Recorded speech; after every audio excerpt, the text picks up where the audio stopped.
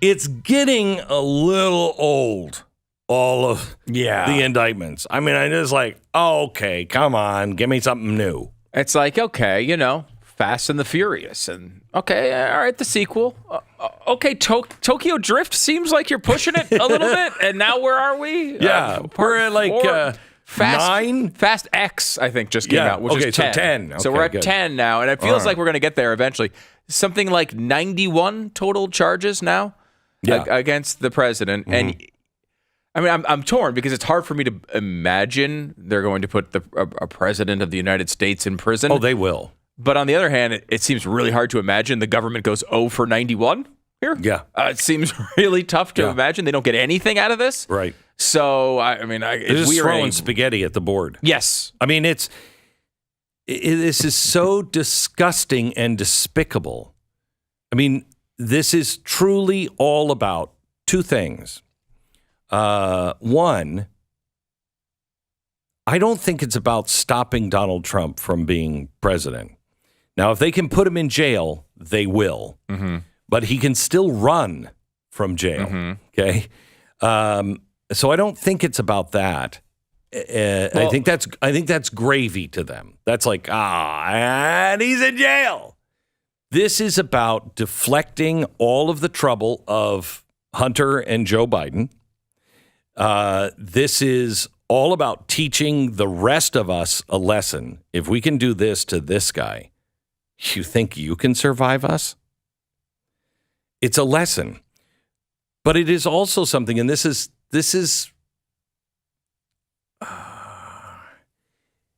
you know how I've always said they self-diagnose? Mm-hmm. Whatever they say we're doing, they're doing. This is, I mean, they did this with the impeachment. They impeached Donald Trump because they said he was inappropriate in Ukraine with the leader of Ukraine. Okay? Seems like ancient history. I know. Yeah, I mean, it's hard to believe that that's what this comes back to. It does. It comes back to them covering their tracks. Whatever they said Donald Trump was doing, they were doing. So, when they said, well, he's obstructing justice and he's using the Justice Department, against his enemies. That's what it looks like to us. No, that's what they do. Oh, I mean, another example of this is, remember their reaction to lock her up chants at rallies? Yes. This is a banana republic. We don't do this. We don't put our political enemies behind bars. This is America. Do you remember? Yes, I do. Because they were chanting it at a rally? Mm-hmm. They got 91 charges against this guy. Where did that go? Well, he's different. He's different. That is what they believe. I mean, they really, truly believe that. Yeah. Now, listen to the indictment from yesterday. Defendant Donald J. Trump lost the United States presidential election held on November 3rd, 2020.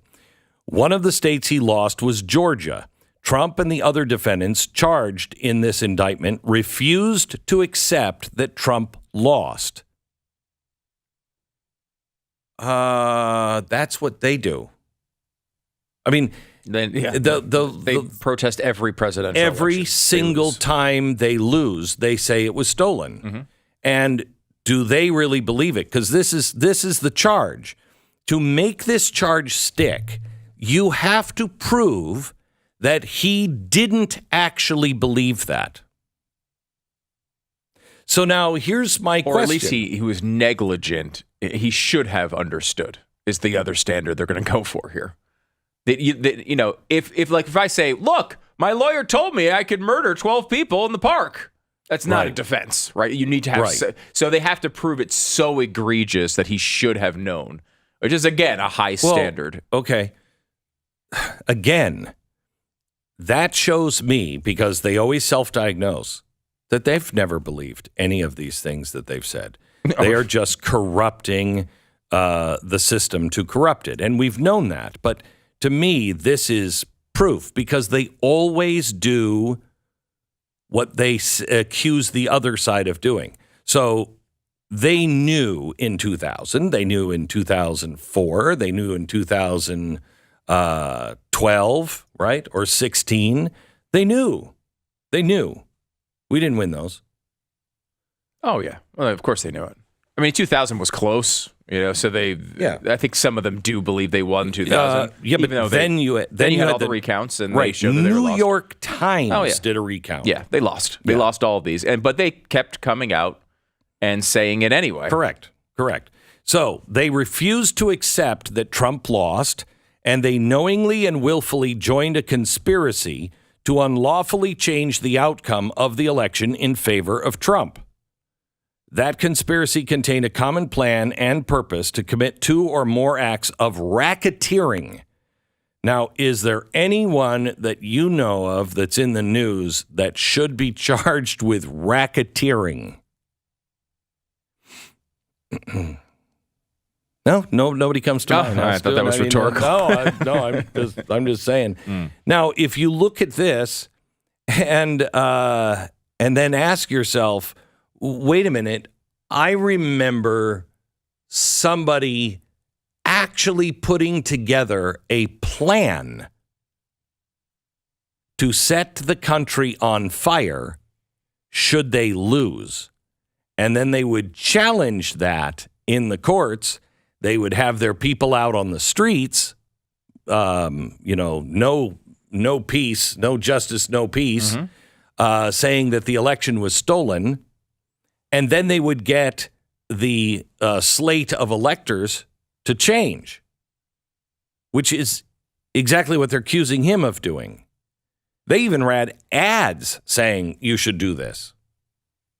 Yeah, they weren't changing the people. They were trying to get the electors to change their votes, right, with those ads, which is a little bit different, but still, they had no qualms about changing the outcome of democracy and all this crap that they say now. They wanted their outcome, and they tried to get their outcome with every single trick they could think of to accomplish it.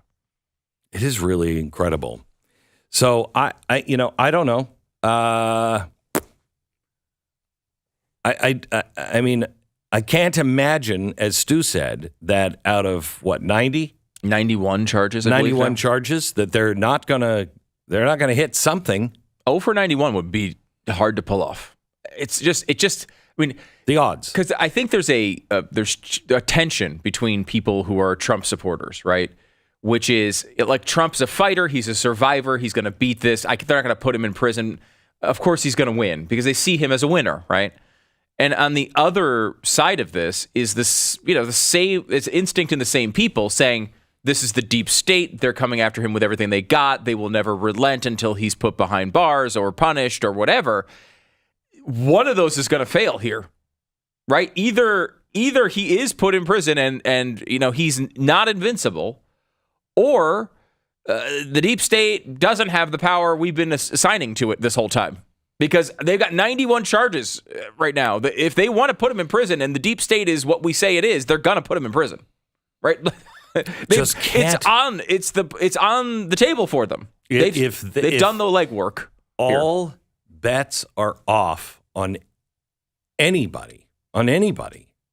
If they put him in prison, prison. I can't even imagine that. But I mean, like, because I have that same feeling of like, I can't even imagine. That's not possible. This is the United States of America. No, but it is. But it is.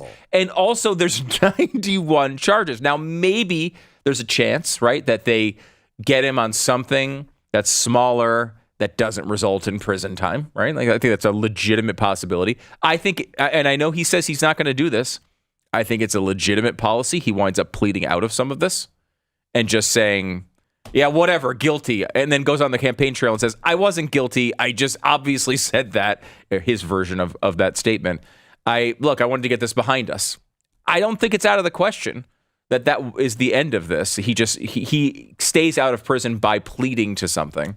So there is a new poll out that shows 12% of the U.S. population, that's 30 million people, 12% believe that violence is warranted to prevent Trump from assuming the presidency. So 30 million people in America believe violence is okay to stop him from being the president again. Violence. That's almost double the number of people who believe that violence is warranted to make sure that Trump does become president. So you have 12 and about 5.8%. The left over double the amount of violence or violent people that believe that. And yet we're the ones made into the violent ones. We're the ones made look like we're angry. No, you have twice the number of people that want to go into violence. That's how crazy your side is. And I will tell you, the 5% that want violence on the streets, they're just as crazy as the left. There's no place for violence in the streets. No, none. And anybody on the right who thinks that's going to work out well for you, you will be the death of the republic. You'll be the death of the republic, period. But it's interesting to me that the ones who are preaching peace, 30 million of those who despise Donald Trump, 30 million think violence is justified to make sure he never becomes president again. It's so disturbing. And Glenn, I don't know, going back to the way the founders drew this all up back in the day, it seems to me they had several different ways to deal with a situation like this, right? The first one was impeachment, right? Mm-hmm. If you believe your president has done something terrible and needs to be punished, that's the process. They tried that in a haphazard, pathetic way with no evidence, and they rushed it through because they thought the emotion would help them, just like they try to push through a gun bill after a mass shooting, right? They tried to do. It didn't work.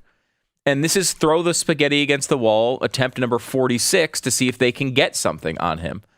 The other thing that the founders put together, which is pretty helpful, was elections, right? Like, we have opportunities to make these decisions. If you believe Donald Trump did something, really wrong here, you can make a decision with your vote, and the American people can hold him responsible for that by not making him president of the United States again. Here's the difference. The founders believed in the people. Yeah. Okay. They believe this is a quote from Thomas Jefferson. The American people will from time to time get it wrong, but eventually they'll figure it out and correct the mistake. Yep. They don't believe in the people. Nope. Otherwise, why would they lock you up? Why would they say you're a grandma killer if you don't agree with them? They don't believe in you. Yeah. And the precedent this sets, I believe, we can go through this in more detail, but is there any chance, Glenn, a local prosecutor in 2025, if Joe Biden loses, is there any chance that a local prosecutor doesn't indict Joe Biden? Somebody in a red state is going to come together and say, wait a minute, there's this charge and this charge and this charge passed through our state. Yeah, of course they're going to do it. No, they won't. The right won't do it. I don't know. They should be doing it right now with Hunter Biden. I mean, I can't believe that we're not charging for racketeering. I mean, look at what they're doing. Hunter is a different story, though. Hunter is there's no argument he is legitimately a private citizen, right? And should be charged and these things should be handled. There's no impeachment process. No. For Hunter Biden. There is for Joe. And that's what the founders thought of when they were like, how do we deal with this? And they said impeachment. There's also elections. Those two things are really powerful tools to hold somebody responsible. But we're in an era now where every president, right or wrong, coming out of these offices, you have to imagine is going to get indicted after this. They're just throwing everything at this guy. And look, you could look at this and you might say, I think he did something wrong. And if you do, you shouldn't vote for him, right? You should do the opposite of that, which is vote for somebody else.